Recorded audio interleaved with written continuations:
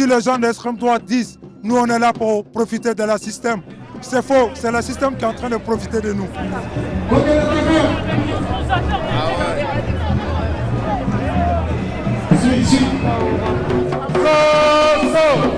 Solidarité avec des immigrés. Si les immigrés, on est devenus les boucs émissaires des politiciens qui nous instrumentalisent, on en a marre de la répression des droite, extrême droite.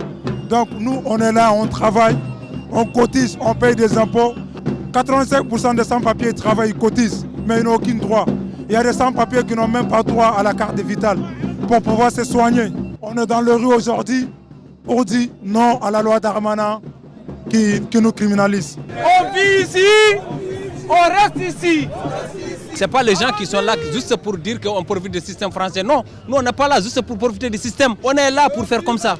On est là pour travailler et participer. Tout ce qui est français et participe. Tout ce que vous voyez ici, ce n'est pas des délinquants. Tout ce que vous voyez ici, c'est des gens qui sont tellement gentils et agréables.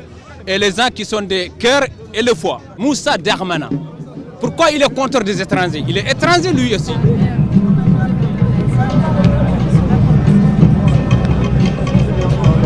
Le projet de loi vise à encore réduire les délais d'instruction des demandes d'asile et en fait cette fois-ci en enlevant du temps qui appartient aux demandeurs et aux demandeuses d'asile. C'est-à-dire que jusqu'à présent, les demandes d'asile étaient introduites par courrier dans un délai de 21 jours après le passage en préfecture.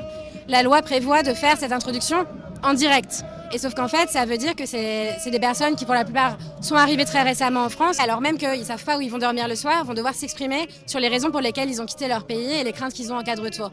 Donc pour nous, ça montre que c'est juste un objectif comptable et budgétaire dans la réduction des délais qui est affiché. Parce que ce temps-là qu'on réduit, c'est du temps qui leur appartient pour se poser, pour pouvoir formuler tranquillement leur récit et aussi se remettre en fait du parcours traumatique qu'ils ont vécu.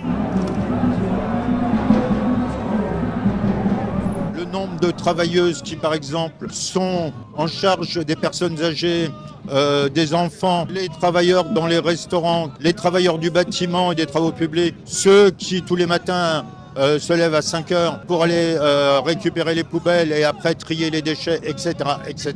Leur démonstration n'est plus à faire. Elle l'a été à grande échelle au moment du Covid, elle l'est au quotidien. C'est intolérable que ces personnes qui participent à la vie collective, qui aussi sont des producteurs de richesse, se voient privés de droits, tout simplement. Rendez-vous.